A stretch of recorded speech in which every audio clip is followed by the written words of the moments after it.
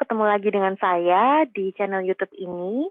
Dan di video kali ini kita akan membahas salah satu topik dalam mata kuliah epidemiologi gizi, yaitu tentang validitas dan reliabilitas pengukuran pada gizi klinik dan juga dietetik. Nah, apa saja yang kita bahas hari ini? Jadi nanti akan ada pengantar dulu ya. Kita overview sedikit tentang sensitivitas, spesifisitas, validitas, dan juga reliabilitas. Kemudian juga nanti ada contoh-contoh penelitian tentang validitas dan reliabilitas pada setting gizi klinik dan juga bagaimana validitas dan reliabilitas penilaian asupan makan atau penilaian dietetik. Oke, langsung saja kita mulai. Nah, sebelum kita bahas tentang aplikasi teori validitas dan reliabilitas ini, mari kita ingat-ingat kembali ya tentang apa itu konsep validitas dan reliabilitas. Nah, di slide ini ya sudah ada gambar ya. Ini gambar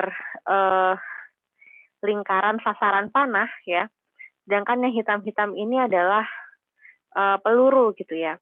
Nah, letak peluru ini itu menggambarkan bagaimana suatu pengukuran itu dapat menyasar dengan tepat dan juga akurat gitu ya. Nah, kalau kita lihat di sini, ini ada dua variabel ya, ada reliabilitas dan juga ada validitas. Nah, kalau di gambar yang pertama, di sini ada lingkaran di mana peluru-peluru itu menyasar area yang sama ya. Tetapi semuanya itu jauh dari sasaran. Sasarannya kan di tengah ini ya pusatnya ya. Semua ini memang sama terus gitu ya, sama tapi di tempat yang salah. Nah, sehingga ketika ada gambar seperti ini kita bisa mengatakan dia memiliki reliabilitas yang tinggi ya. Karena ketika dia diulang itu menghasilkan hasil yang sama, tetapi validitasnya rendah. Karena tidak menyasar tempat yang tepat gitu. Nah, itu disebut dengan high reliability tapi memiliki low validity. Nah, selanjutnya gambar yang kedua, ini adalah kita lihat di sini pelurunya semua tersebar di tempat yang hampir sama yaitu di tengah ya.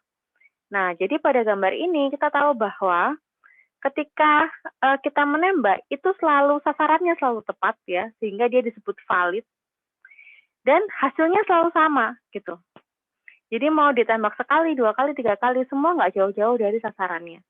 Berarti dia reliabilitasnya tinggi gitu ya. Sehingga gambar yang kedua ini menggambarkan bahwa sesuatu itu memiliki reliabilitas yang tinggi dan juga validitas yang tinggi. Nah, selanjutnya ini gambar ketiga, ini ada peluru yang menyebar kemana-mana gitu ya.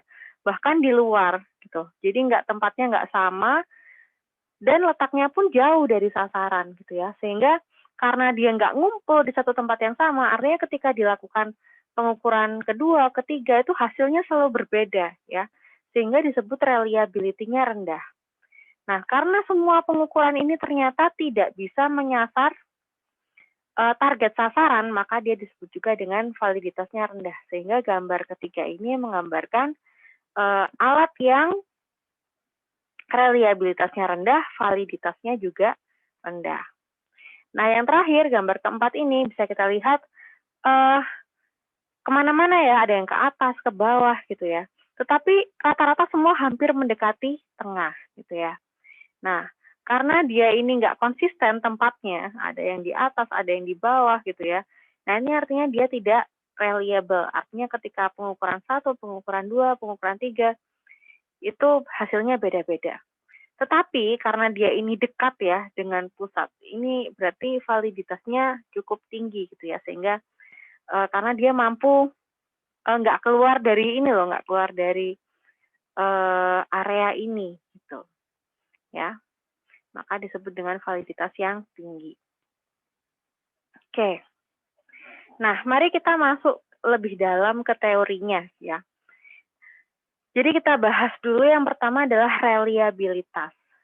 Reliabilitas itu adalah ketika kita ingin mengukur kesepakatan antara hasil alat saat digunakan oleh pengguna yang berbeda, atau di sini disebut dengan interrater ya, atau antar penilai, atau oleh pengguna yang sama pada kesempatan yang berbeda, atau intrarater gitu ya. Jadi yang satunya diukur kalau satu alat nih, misal pensil, dipakai oleh orang A, orang B, orang C, ini keluarnya sama nggak gitu? Apakah tintanya keluar dengan mulus terus gitu ya?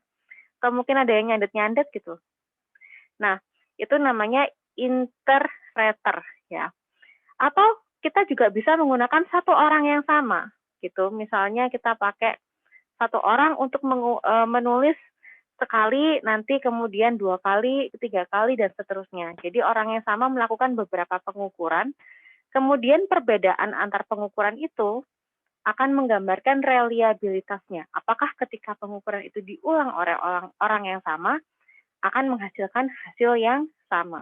Itu yang intrarater atau dalam penilai gitu ya. Jadi kalau yang inter itu penilainya beda, kalau intra itu penilainya sama. Oke. Nah, ini adalah jenis-jenis validitas ya. Jadi ada tes retest. Tes retest ini mengukur yang intrarater tadi. Jadi kita melakukan lebih dari satu kali pengukuran pada subjek sama yang mengukur orang yang sama. Jadi misal kita mau mengambil menanyakan kuesioner eating disorder gitu ya, gangguan pola makan. Yang mewawancara si A. Nah, si A ini akan melakukan wawancara 1 kali, 2 kali, 3 kali, kemudian hasil wawancara ke-1, ke-2, ke-3 ini dianalisis perbedaannya. Itu namanya tes retest. Nah, yang kedua, ini sebelum saya yang ke tengah dulu, saya yang ke sebelah sini dulu, yaitu adalah interrater. Kalau interrater ini sama, gitu ya, bisa dilakukan pengukuran 2 kali atau lebih ya, pokoknya lebih dari 1 kali, pada subjek yang sama, oleh orang yang berbeda. Ya, jadi orangnya beda. Misal saya ingin melakukan tadi ya, mewawancara gangguan pola makan menggunakan eating disorder questionnaire ke mahasiswa C. Nah, pada interrater ini, setelah saya ukur, mahasiswa C ini akan diukur lagi oleh penilai yang lain gitu. Mungkin dosen yang lain dengan subjek yang sama. Jadi dia sama-sama menanyakan hal yang sama kepada si C gitu ya. Kemudian nanti dibandingkan hasil pengukuran saya dengan hasil pengukuran yang lain terhadap subjek yang sama dengan alat yang sama, ini gimana perbedaannya. Itu namanya reliabilitas interrater ya.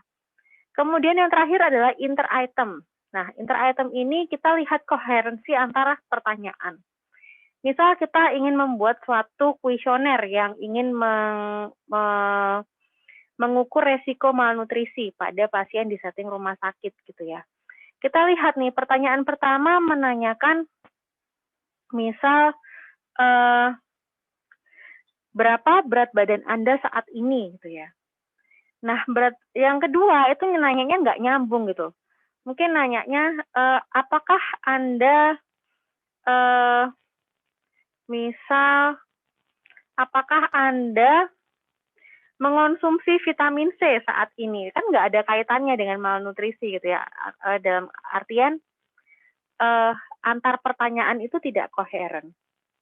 Contoh lain misalnya, ketika kita ingin mengukur pengetahuan tentang lemak ya, kita buat kuesioner untuk mengukur pengetahuan seseorang tentang lemak. Kemudian di pertanyaan itu kita tanyakan. Pertanyaannya misalnya, berapa kali Anda makan makanan berlemak gitu. Nah, kemudian pertanyaan yang kedua, berapa kali Anda makan buah dan sayuran? Nah, ini kan kita nggak, yang pertanyaan kedua ini kan nggak nyambung ya dengan pertanyaan yang pertama. Atau mungkin ketika ditanyakan itu hasilnya beda. Sangat beda sehingga tidak koheren gitu ya. Nah, oleh karena itu antar pertanyaan itu harus punya jawaban yang memang koheren gitu ya. Memang ketika diulang itu ya hasilnya sama. Ketika ditanya model ini dengan pertanyaan model ini dan pertanyaan model ini responnya sama gitu harusnya. si responden ini. Jadi pertanyaannya harusnya modelnya sama, mengarahkan jawaban yang akhirnya menghasilkan hasil yang serupa gitu ya. Nah, sehingga kita juga harus ukur inter-item reliability ini. Ini biasanya diukur dengan Kornbach alpha. Nah, ini ya. Jadi untuk mengukur reliabilitas itu kita akan mengukur agreement-nya atau kesepakatan ya. Jadi agreement ini adalah alat ya untuk melihat reliabilitas suatu indikator pengukuran ya, di mana dia biasanya membandingkan dua set ya, skor identik, apakah dia itu menghasilkan nilai yang konsisten. Untuk tes retest kita bisa menggunakan beberapa metode seperti misalnya Pearson atau Spearman ya, ini uji korelasi. Kemudian bisa menggunakan p-koefisien kalau data kita biner.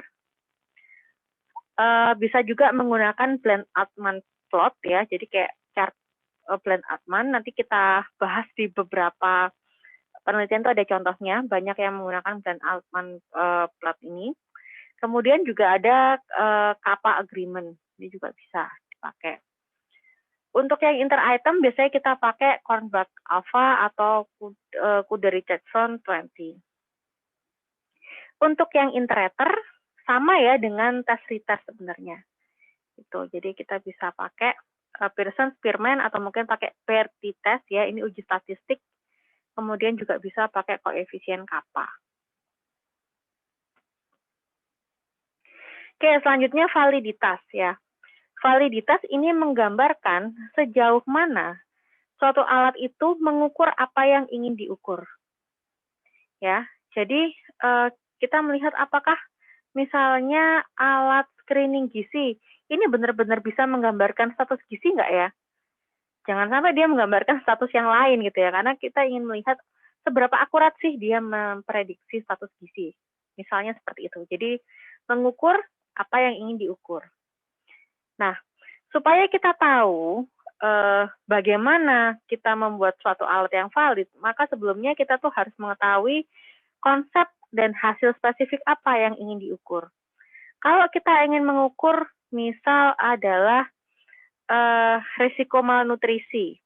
Nah, apa faktor-faktor yang mempengaruhi risiko malnutrisi? Bagaimana kita bisa mengukur apakah seseorang itu memiliki risiko malnutrisi atau enggak gitu ya. Berapa persen sih kontribusi faktor A, B, C terhadap kejadian malnutrisi? Kemudian kita bisa bikin persamaan atau apa misalnya. Jadi kita harus tahu dulu apa yang mau diukur. Nah, kemudian peneliti juga harus yakin bahwa variabel tersebut itu bebas dari kesalahan acak ya. Dengan kata lain, dia harus reliable. Jadi kalau alat tadi nggak memenuhi standar reliabilitas, maka sudah pasti dia tidak valid. Nggak perlu dilanjutkan ke uji validitas. Gitu. Jadi kalau misalnya kita mau menguji validitas, kita harus uji dulu bahwa alat itu reliable. Setelah alat itu reliable, baru kita lanjutkan apakah alat ini selain reliable, dia juga valid. Gitu. Untuk alat yang baik adalah alat yang reliable dan juga valid seperti itu. Oke, ini komponennya validitas ya. Jadi kalau validitas ini bisa diukur dengan beberapa metode gitu ya. Misalnya kita biasanya bisa melihat pada beberapa penelitian itu menampilkan nilai-nilai ini. Ada nilai-nilai sensitivitas, spesifisitas ya, PPV dan NPV. Mungkin ingat di dasar epidemiologi ya, sensitivitas itu adalah proporsi subjek yang beneran sakit ya, yang ketika diuji dengan alat yang mau kita validasi itu hasilnya memang juga positif sakit kayak gitu, itu namanya true positif.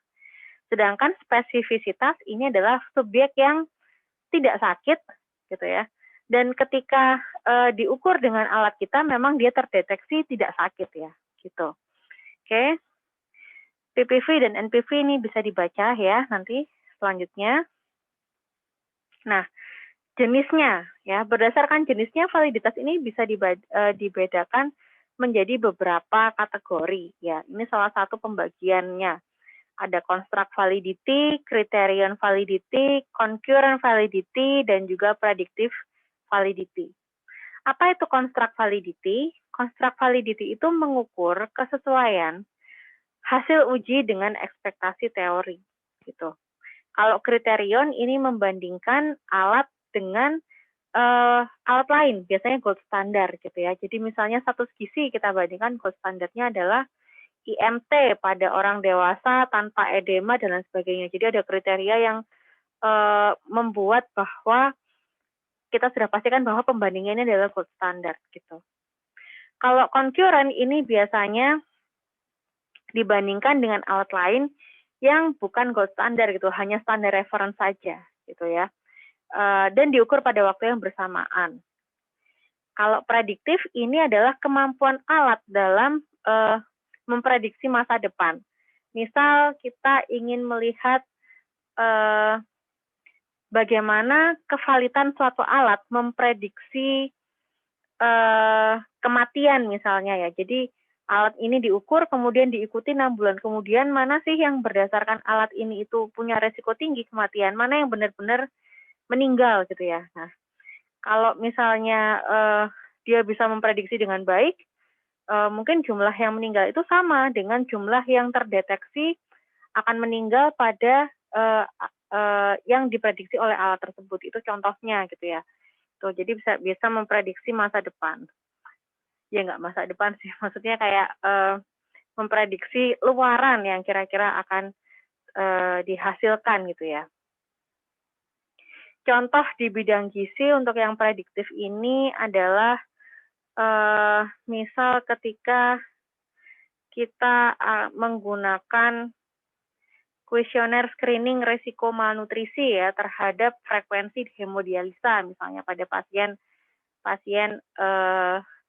gagal ginjal gitu ya. Apakah nanti kita lihat apakah alat screening kita ketika orang terdeteksi malnutrisi dengan alat screening kita itu nantinya frekuensi hemodialisanya akan menjadi lebih sering atau mungkin lebih jarang atau kayak gimana kayak gitu. Jadi diikutin kemudian kita lihat outputnya di masa depan.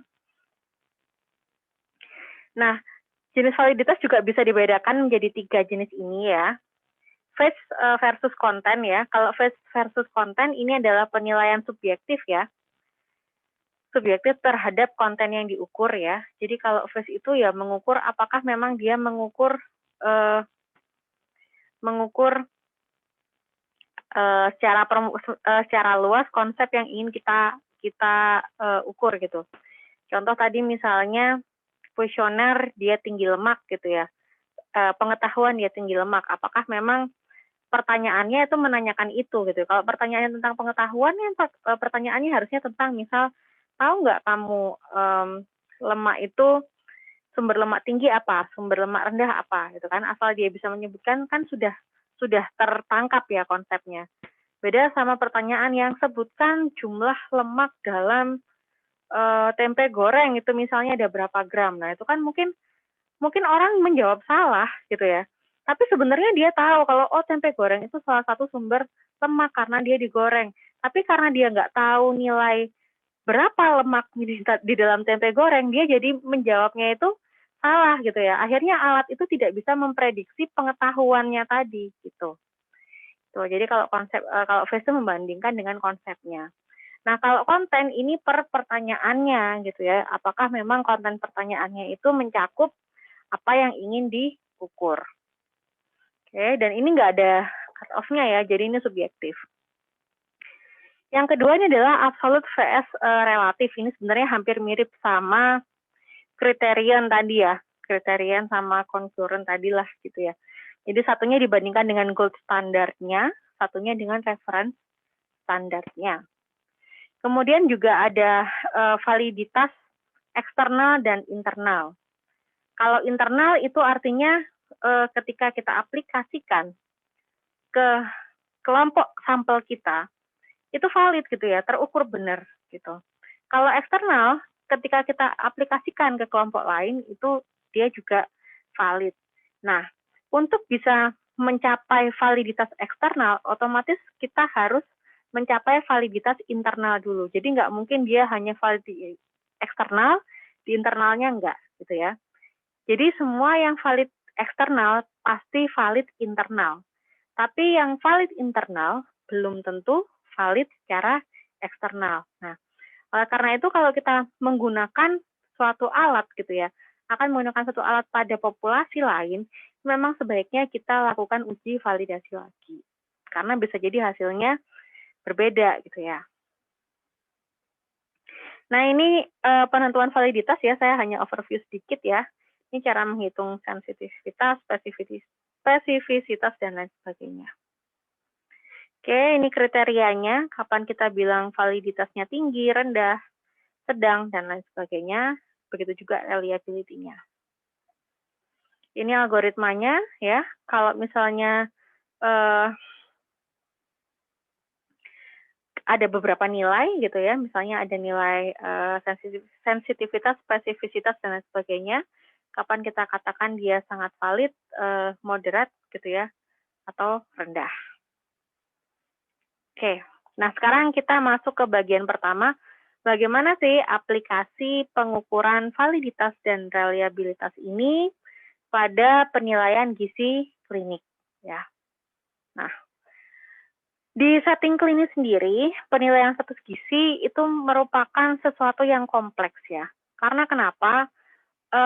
Di rumah sakit, pasien biasanya memiliki keterbatasan untuk bergerak banyak gitu ya. Jadi pengukuran standar untuk menilai status gizi, menilai antropometri, menilai kebutuhan, ya memperkirakan kebutuhan dan sebagainya itu menjadi tantangan gitu ya. Karena mungkin data yang tersedia itu sangat sedikit dan alat yang bisa mengukur kebutuhan pasien gitu ya atau status gizi pasien pada kondisi klinis ya itu juga sangat terbatas gitu.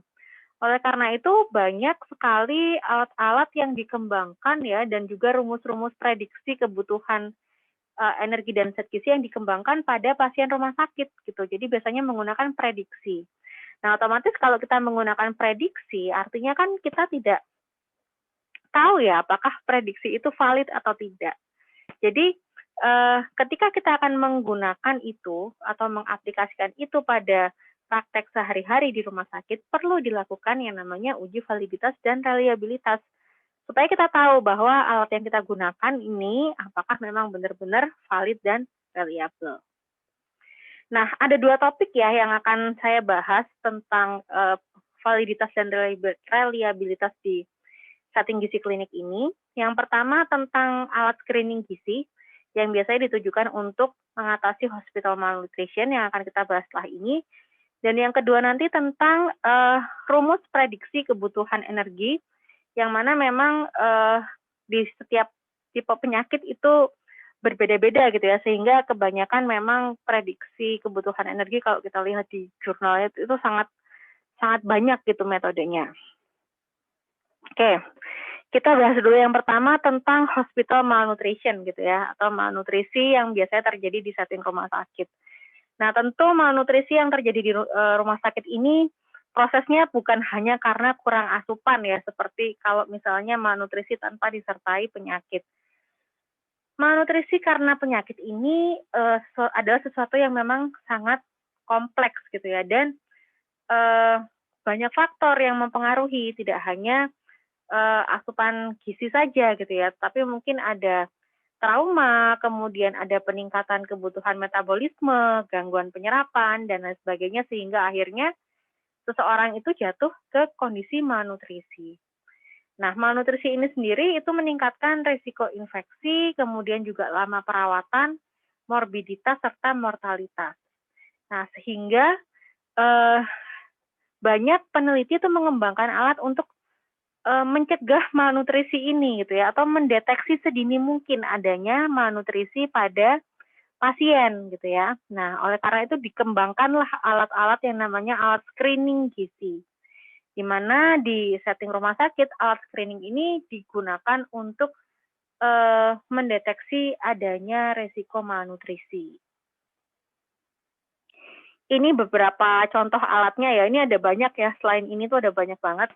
Jadi ada yang menjadi standar reference ya, bedanya gold standard itu kan gold standard itu udah valid gitu, jadi kemampuannya untuk memprediksi hasil ya untuk menghasilkan sesuatu yang valid itu benar-benar hampir sempurna, itu namanya gold standard. Tapi kadang gold standard itu kan sangat sulit diukur ya, atau mungkin pengukurannya membutuhkan biaya yang mahal, alat yang spesifik yang belum tentu ada gitu ya. Makanya ada yang namanya standar reference gitu.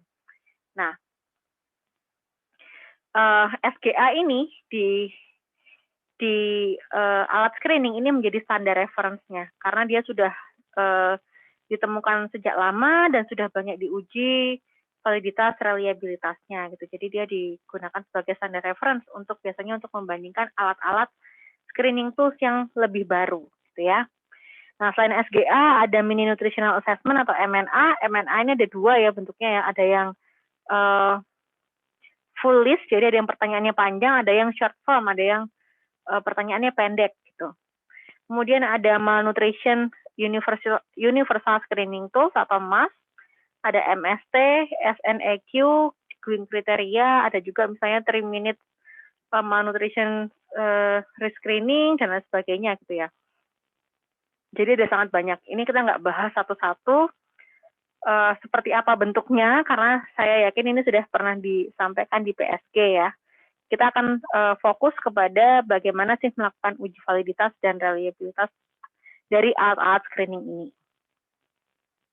Nah, validitas alat screening gizi ya. Jadi validitas alat screening gizi itu adalah kemampuan alat screening gizi untuk mengidentifikasi pasien yang mungkin mengalami malnutrisi dan yang mungkin tidak mengalami malnutrisi. Nah, biasanya dia dievaluasi dengan membandingkan dengan standar reference-nya, di mana kalau alat screening gizi, standar reference-nya ini adalah SGA, ya. Gitu. Kemudian kita bisa gunakan beberapa indikator untuk menilai apakah alat screening gizi yang baru gitu ya, itu cukup sensitif dan spesifik serta reliable gitu ya, dengan menggunakan indikator-indikator penilaian validitas. Kemudian standar referensi yang dapat diterima itu didefinisikan sebagai penilaian komposisi tubuh pada waktu-waktu tertentu, gitu ya. Boleh dari BIA, boleh dari kalau dari yang alatnya sendiri pembandingnya biasanya SGA. Atau misalnya dari perubahan komposisi tubuh gitu. Jadi boleh kita lihat hari pertama, hari kedua, dilihat apakah memang kuesioner ini bisa memprediksi perubahan status gizi gitu ya, mungkin dari komposisi lemaknya apakah memang berkurang kalau dia terdeteksi malnutrisi atau apa gitu. Jadi ini boleh digunakan juga sebagai standar referensi. Ini contoh hasil ya, bagaimana menampilkan analisis validitas dan reliabilitas pada alat screening. Ini hasil telaah dari American Academy of Nutrition and Dietetics ya. Jadi organisasi ini melakukan studi literatur review ya dan meta-analisis, kemudian mengukur ya dari alat-alat screening yang ada di sana gitu, yang paling valid itu yang mana. Jadi mereka membandingkan beberapa metode, ada MST, MAS, MNA, SNEQ dan lain sebagainya. Ternyata di sini yang paling kuat gitu ya, sensitivitasnya, spesifisitasnya, overall validity-nya, reliability-nya gitu ya, dan agreement-nya itu adalah MST gitu.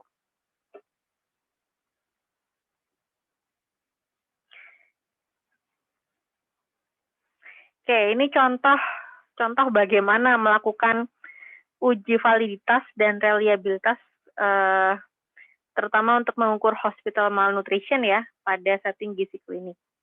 Ini ada sebuah jurnal yang diterbitkan oleh Lawson et al. Tahun 2012 ya.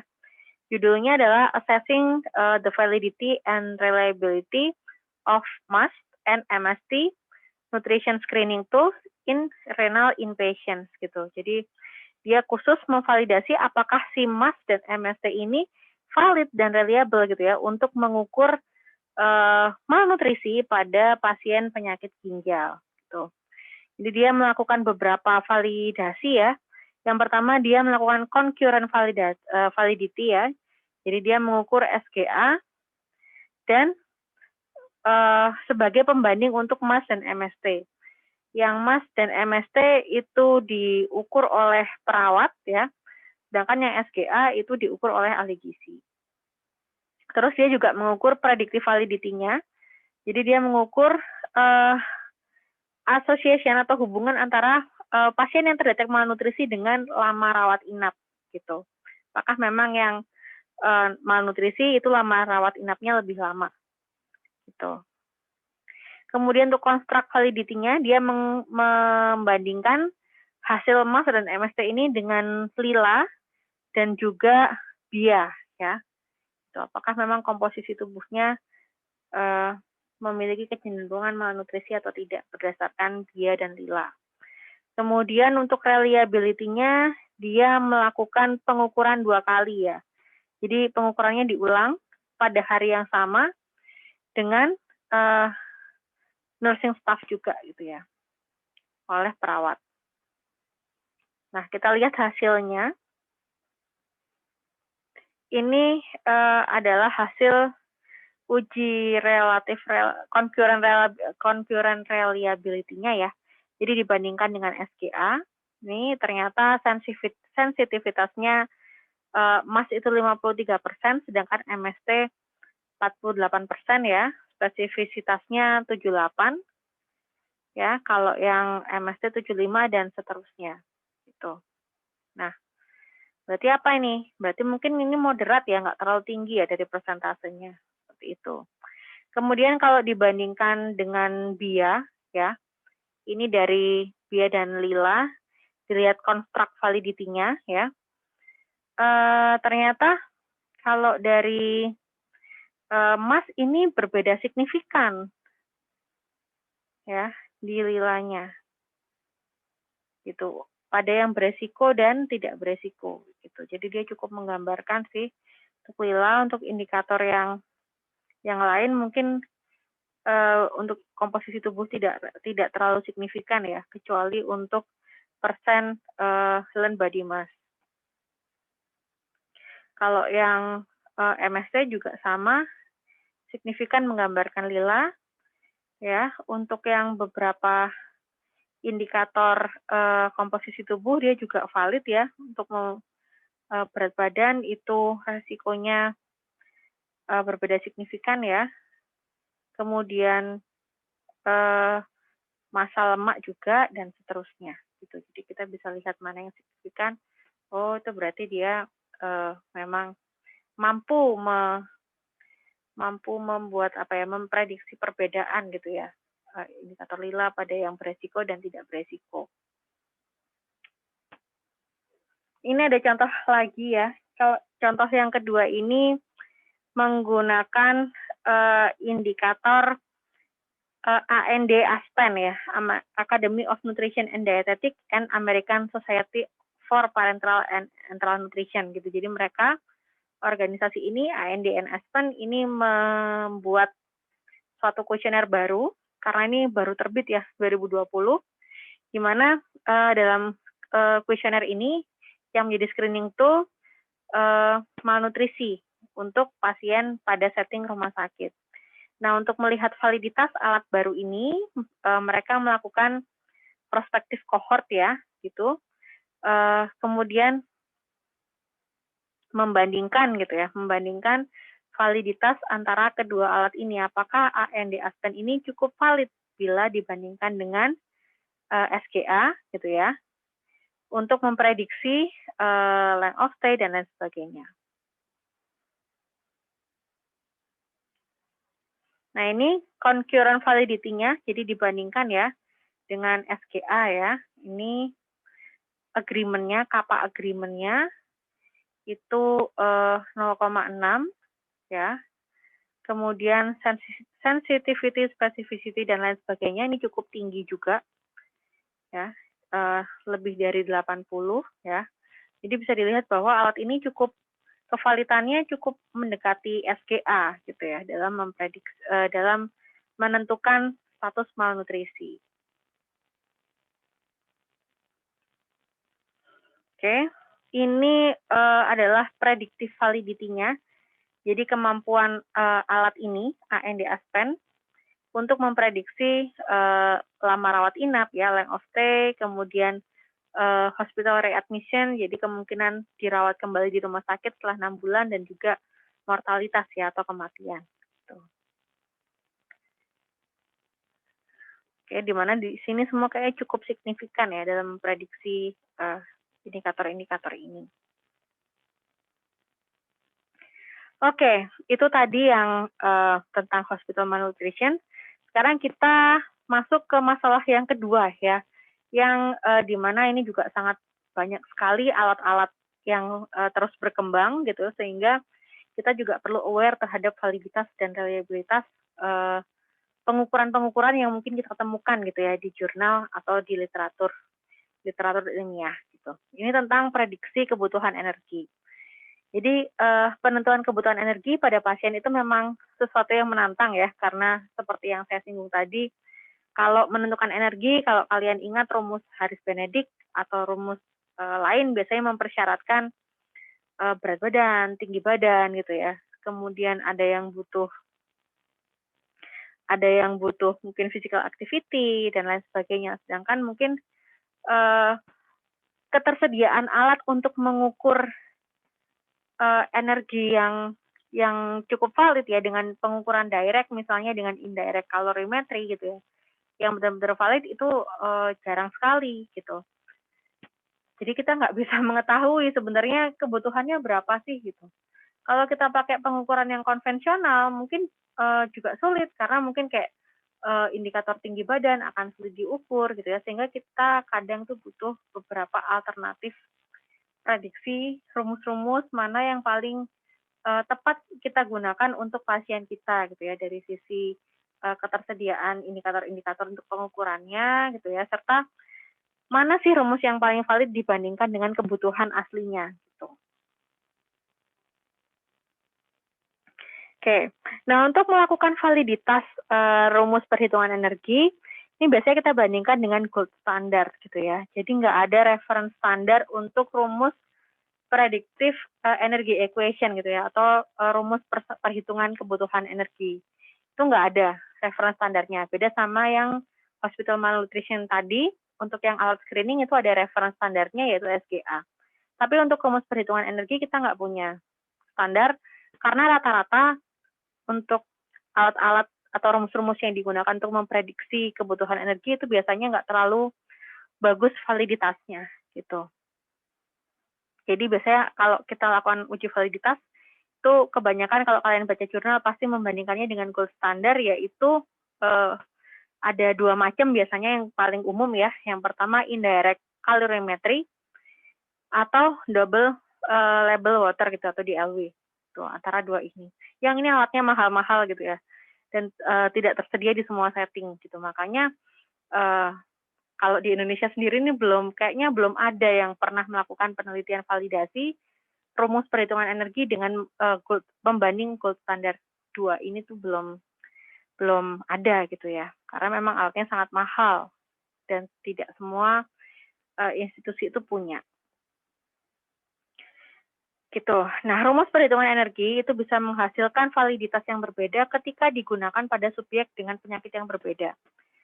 Kebanyakan rumus perhitungan energi yang kita ketahui saat ini, seperti misalnya Harris Benedict, Mifflin, kemudian ada IOM, kemudian ada macam-macam ya yang lain, Scofield, kayak gitu tuh kebanyakan itu awalnya itu diteliti pada subjek yang sehat saja gitu. Jadi ketika digunakan untuk subjek yang tidak sehat, mungkin hasilnya akan berbeda gitu ya, mungkin tidak valid dalam menggambarkan kebutuhan energi yang real, yang sebenarnya. Gitu. Apalagi pada pasien-pasien yang memiliki kondisi khusus, misal pada pasien yang mengalami edema paru misalnya, pada pasien yang mengalami gangguan saluran nafas ya, atau mungkin ada edema anasarka pada pasien jantung dan lain sebagainya, pasien ginjal dan lain sebagainya, yang membuat nilai berat badan itu menjadi tidak valid kan akhirnya gitu, karena kan berat badannya komposisinya beda. Padahal kebutuhan energi kalau kalian ingat lagi di dasar ilmu gizi, kebutuhan energi itu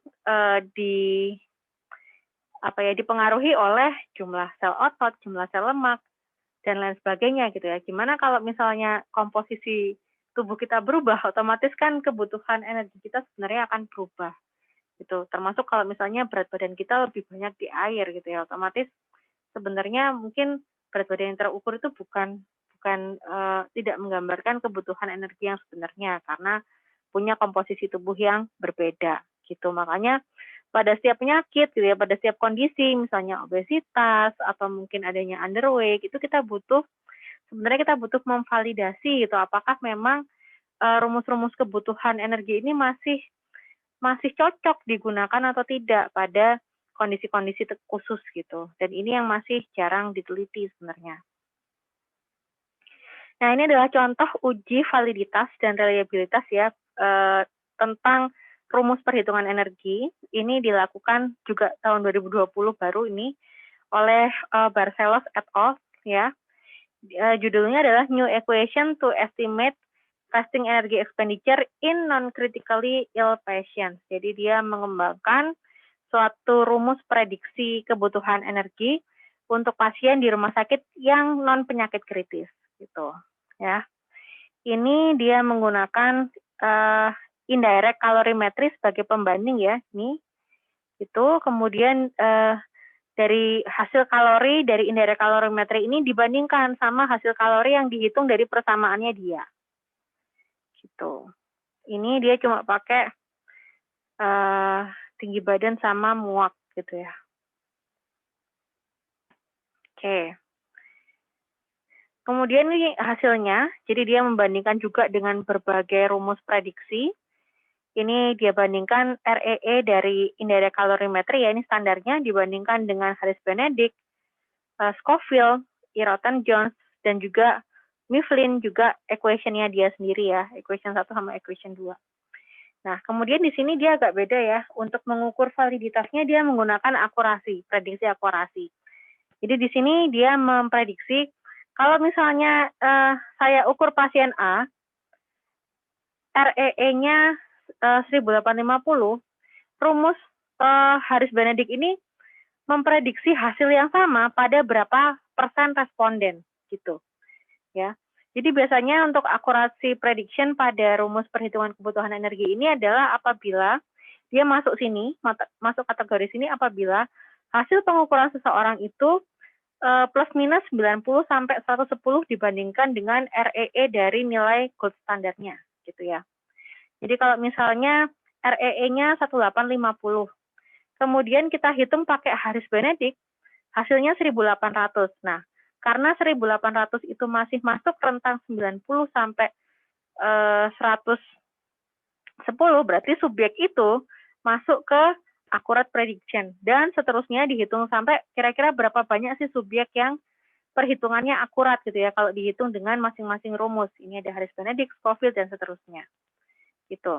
Kalau under prediction artinya apa? Kurang dari 90 dibandingkan hasil pengukuran energi dari rumus itu didapatkan kurang dari 90% dibandingkan dengan REE dari indirect calorimetry. Begitu juga kalau over ya, berarti lebih dari cut off-nya. Gitu ya. Seperti ini. Terus dia bandingkan nih presentasenya. Kalau kita lihat di sini dia juga membagi subjek ya, ada yang adult gitu ya, dewasa, ada yang lansia gitu. Karena memang lansia kan beda metabolismenya, jadi dia membedakan ini gitu ya supaya nanti pembandingnya beda gitu. Nah, di sini ternyata yang paling tinggi keakuratan prediksinya itu adalah yang equation-nya dia gitu ya, di mana yang lainnya 23, 32 dan sebagainya dia sampai 33. Untuk under prediction-nya gitu ya paling rendah ya, lainnya di atas 40 nih under prediction-nya, tapi yang rumus dia ini rumus terbarunya cuma 27 sampai 33%. Jadi dibandingkan rumus prediksi yang lain, dia mengatakan bahwa ini lebih valid karena dapat memprediksi jumlah akurat prediksinya lebih banyak dan under prediction-nya lebih sedikit seperti itu. Kemudian juga dia juga menguji validitasnya menggunakan Glenn Altman ya. Jadi dia membuat peta grafik seperti ini, dibandingkan ini biasanya kalau Bland Altman itu ini adalah selisih ya, selisih dari misalnya Harris Benedict dengan gold standard, Mifflin dengan gold standard gitu ya. Jadi kalau misalnya di Harris Benedict 1500, di indirect calorimetry 1550, berarti di sini 50 gitu ya, minus 50 gitu ya, dan seterusnya. Nah, kalau ini adalah min-nya. Jadi jumlah energi dari Harris Benedict ditambah jumlah energi dari indirect calorimetry dibagi 2 gitu. Nah, di plot Bland Altman ini kita punya 3 garis ya. Garis ini garis min. Kemudian di atas dan di bawah garis min ini ada garis standar deviasi ya. Ini ya, jadi ini adalah level of agreement sebenarnya. Nah, semakin mendekati min, gambarnya semakin mendekati min, itu sebenarnya semakin valid gitu ya, karena kan harusnya harapannya kita kan ya semua sesuai di min sini gitu ya, distribusinya atau tidak menjauhi min kayak gitu. Jadi Bland Altman ini biasanya digunakan untuk melihat gitu ya, seberapa besar saya perbedaannya gitu loh, sebarannya kayak gitu. Jadi menggambarkan sebaran datanya. Oke, nah itu tadi penilaian gizi klinik. Sekarang kita masuk ke bagian kedua, yaitu penilaian dietetik ya. Nah, penilaian dietetik ini juga sesuatu yang menantang ya, karena validitas metode survei diet itu sangat sulit diperkirakan. Mengapa demikian? Gold standarnya nggak ada gitu. Karena kita makan hari ini sama makan besok bisa jadi beda gitu ya. Makan minggu depan apalagi. Makan bulan depan bisa jadi beda lagi gitu ya. Jadi karena memang nature-nya manusia itu makan secara variatif, sehingga kita nggak bisa mematok gold standarnya itu seperti apa gitu. Makanya biasanya kita hanya menggunakan relative validity untuk menguji validitas dari survei konsumsi ya. Jadi validitas survei konsumsi ini didefinisikan sebagai upaya untuk mengukur sejauh mana metode survei konsumsi itu dapat memperkirakan asupan makanan yang sebenarnya gitu. Walaupun kita mungkin memiliki keterbatasan ya, tapi yang paling mendekati sebenarnya itu kayak apa gitu. Jadi kita mengukur itu. Validitas ini dilakukan memang sulit ya kalau pada individu yang hidup bebas, karena kan kita nggak bisa ngatur orang harus makan kayak gimana gitu ya. Orang makannya suka-suka dia, mungkin ketemu es krim dia makan es krim, ketemu cilo dia jajan cilo gitu ya. Yang bisa jadi besoknya dia nggak kemana-mana, di rumah doang makannya beda lagi gitu ya. Jadi variabilitasnya memang sangat tinggi gitu ya. Nah, selain itu biasanya kan kita mengukur asupan makan itu kan berdasarkan data dari responden gitu ya. Jadi kan kita melakukan wawancara. Semua metode survei konsumsi pasti dilakukan dengan wawancara atau respondennya ngisi sendiri, self-administered. Sehingga data itu yang punya adalah responden. Kalau responden tidak melaporkan yang sebenarnya, berarti ya data itu ya kita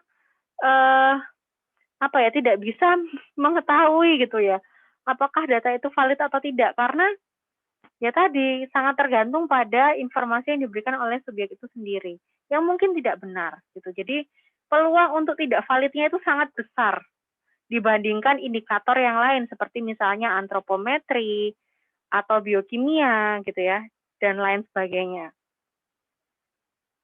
Nah, data diet itu pasti akan valid kalau yang dikonsumsi itu sama seperti kebiasaan dan juga respondennya melaporkan ini gitu ya dengan benar ya gitu.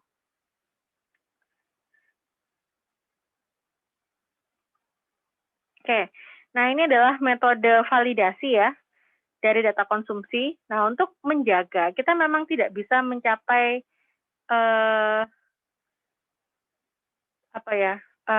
validitas yang sangat sempurna untuk survei konsumsi ini, tapi paling tidak kita bisa menjaga validitas instrumen penilaian survei konsumsi itu dengan melakukan beberapa validasi ya, beberapa metode validasi.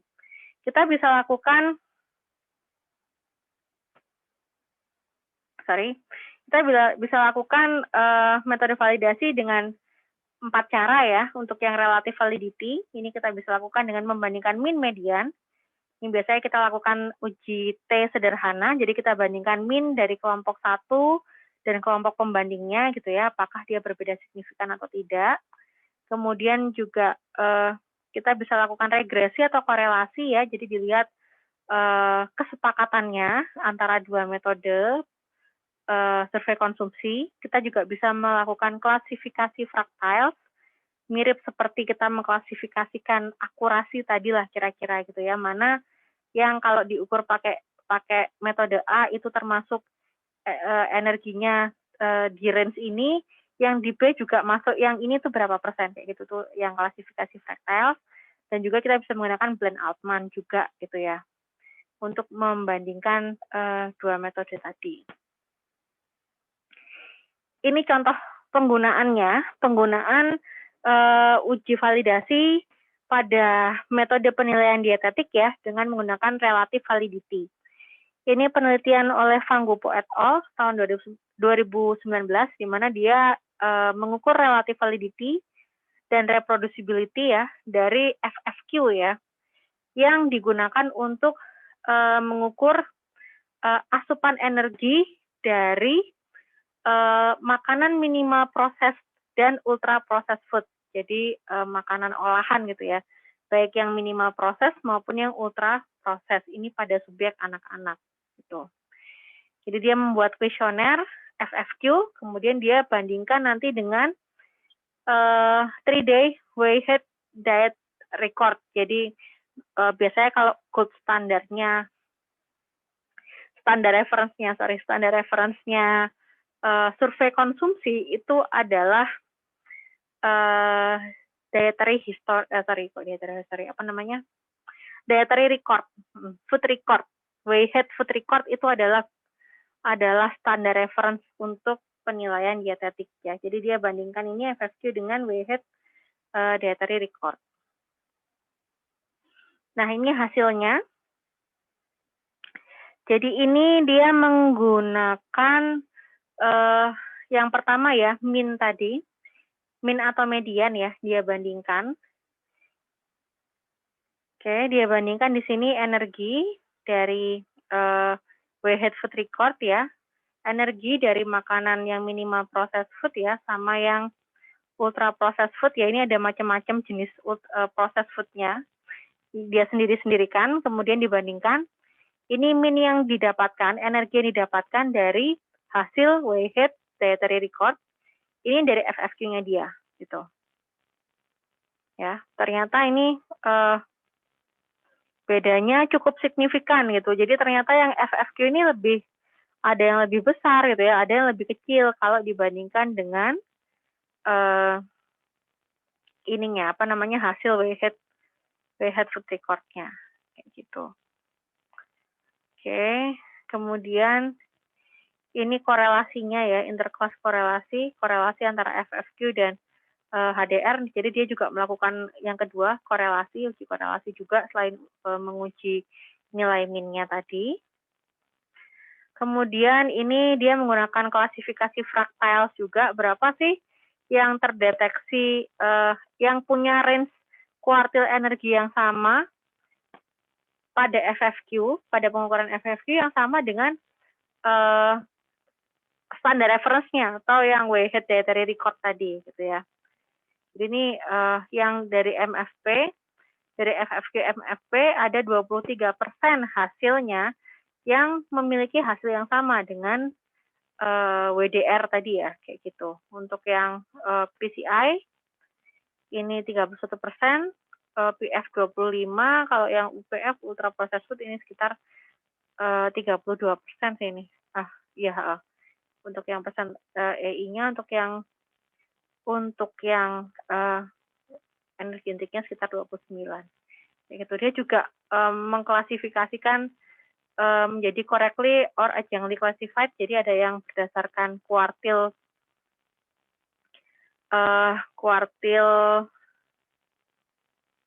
ini ya, adjunctly kuartil ya, ini berapa persen gitu ya. Kemudian yang korek ekstrim dalam artian nilainya ekstrim, misalnya sangat rendah sekali, dihitung pakai weighted dietary food record. Ternyata dari hasil FFQ-nya juga sangat rendah sekali. Ini mana yang keduanya tuh sama-sama rendah, hasilnya tuh berapa persen sih? Nah, ini diklasifikasikan sebagai korek ekstrim, gitu ya. Dan yang misclassified ini artinya ketika misalnya di WHR-nya dia tinggi, tapi di FFQ-nya dia rendah gitu, dan sebaliknya. Jadi kayak nggak cocok, nggak sepakat nih dua alat ini. Nah, ini berapa persen yang hasilnya nggak sepakat. Itu dipresentasikan, itu bisa jadi ini ditampilkan lewat klasifikasi fractile namanya.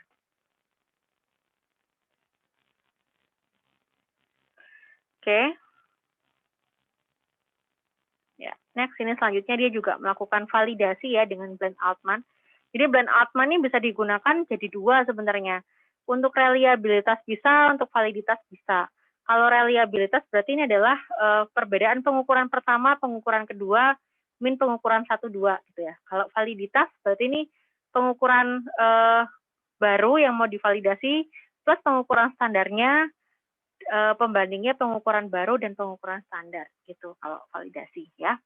Ini blend Altman contohnya untuk yang FFQ tadi gitu ya. Ini bisa dilihat, ini garis tengahnya pasti min-nya, ini adalah standar deviasinya ya. Ini adalah area of agreement-nya ya. Tuh. Nah, ini kita lihat ternyata dari standar deviasinya yang paling kecil itu adalah yang ini PCA ini, PCI ini paling kecil ya. Ininya simpangannya cuma kalau ini kan sampai 20 ke 40 gitu ya. Kemudian dari sebarannya juga dilihat, selain dari standar deviasinya dilihat dari sebaran datanya juga gitu. Oke.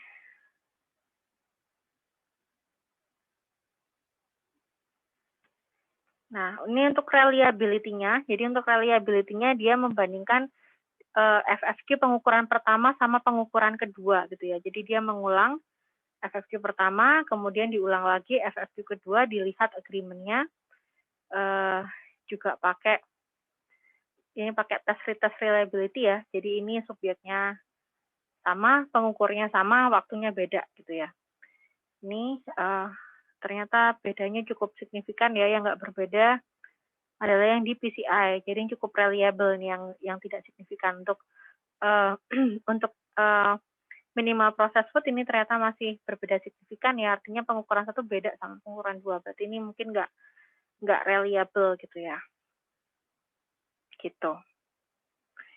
Nah, selanjutnya validasi data konsumsi itu juga bisa dilakukan dengan observasi ya. Nah, observasi ini dilakukan dengan mengamati apa yang dimakan orang. Biasanya kita bisa melakukan pengamatan di rumah sakit, di tempat penitipan anak, penjara, dan lain sebagainya. Tapi kadang ini nggak etis ya, karena kan orang juga nggak mau diliatin saat makan gitu ya, dan lain sebagainya gitu. Jadi sebenarnya ini pertama dia nggak ada justifikasi secara objektifnya, hanya dari pengamatan, kemudian juga dari visibilitas untuk melakukannya juga sangat sulit dilakukan. Oke, ini yang terakhir ya ini ya kayaknya. Ini adalah biological marker ya. Jadi kita bisa melakukan uji validasi untuk survei konsumsi dengan membandingkan dengan biomarker gitu ya.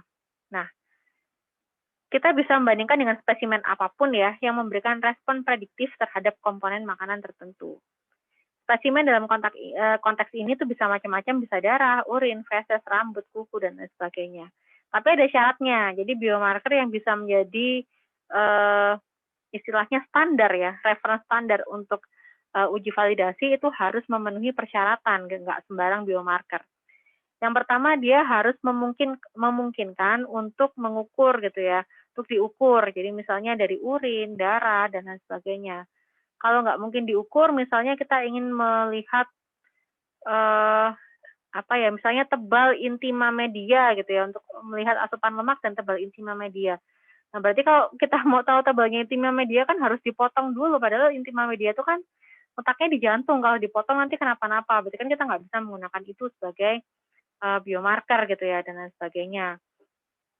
Terus juga hubungan rentang asupan dengan penanda itu harus sama di seluruh rentang asupan. Jadi kalau memang asupannya tinggi, harusnya penandanya tinggi. Jangan sampai dia hanya tinggi pada kondisi-kondisi tertentu gitu, tapi dia memang harus konsisten dalam memprediksi suatu asupan gitu ya.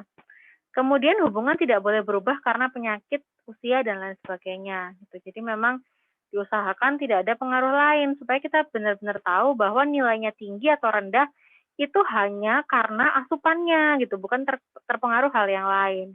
Karena kalau ada pengaruh hal lain, kalau kita salah milih sampel ya atau tidak melakukan justifikasi, bisa jadi nanti bias hasilnya kan. Misalnya contoh kita mengambil serum vitamin C gitu ya pada kondisi infeksi. Nah, padahal pada kondisi infeksi mungkin serum vitamin C-nya akan menurun jumlahnya. Bukan karena asupannya menurun, tapi karena penggunaannya yang banyak gitu. Akhirnya kan serum vitamin C tadi nggak bisa memprediksi bahwa asupan vitamin C-nya memang tinggi atau rendah kayak gitu.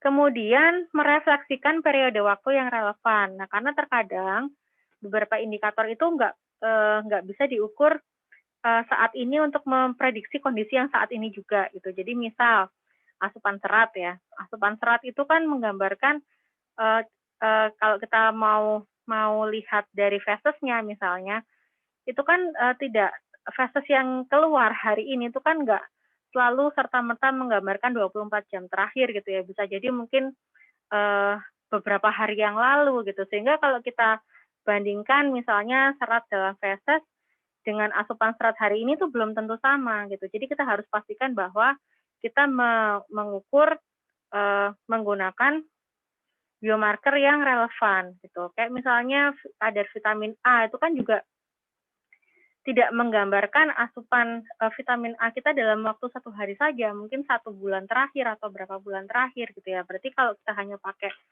metode recall ya pasti nggak akan valid gitu. Tapi kalau kita pakai FFQ mungkin dari asupan 3 bulan terakhir atau sebulan terakhir itu akan berkorelasi dengan baik kayak gitu. Jadi kita harus juga perhatikan biomarker ini merefleksikan kandungan zat gizi dalam tubuh kita dalam jangka waktu berapa hari ke belakang atau berapa bulan ke belakang kayak gitu. Kemudian juga dia harus menunjukkan tidak ada perbedaan antar individu. Jadi mau diukur ke subjek A, subjek B, subjek C, kalau asupannya tinggi ya pasti biomarkernya tinggi. Jangan sampai pada orang tertentu gitu ya, itu mungkin rendah gitu. Pada orang yang sama memiliki karakteristik yang sama, jangan sampai hasilnya berbeda kayak gitu. Nah, ini contoh studi validasi dengan biomarker ya. Ini menggunakan biomarker urin ya untuk mengukur validitas dari alat survei konsumsi yang berbasis web ya dan diisi sendiri pada hari yang tidak berurutan. Jadi dia record tapi secara online gitu ya dan tidak berurutan. Nah, untuk pembandingnya itu adalah urin ya. Urin di sini dia akan mengukur bagaimana indikator ini memprediksi asupan protein, kalium, dan natrium gitu ya. Yang kita lihat dari jumlah partikel protein, kalium, dan natrium di urin. Nah, ini hasilnya.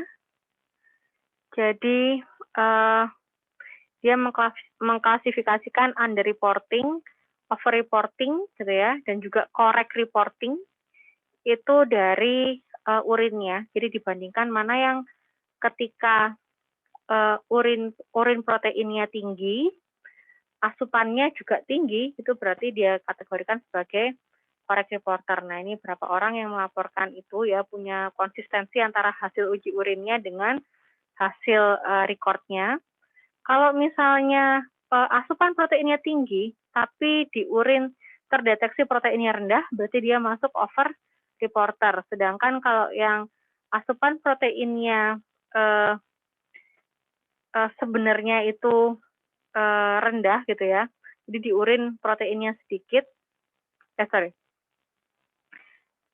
asupan proteinnya dilaporkan rendah, tapi ternyata di urinnya itu banyak gitu ya, dia dikategorikan sebagai underreporter. Ini untuk yang kalium, untuk yang natrium prinsipnya sama.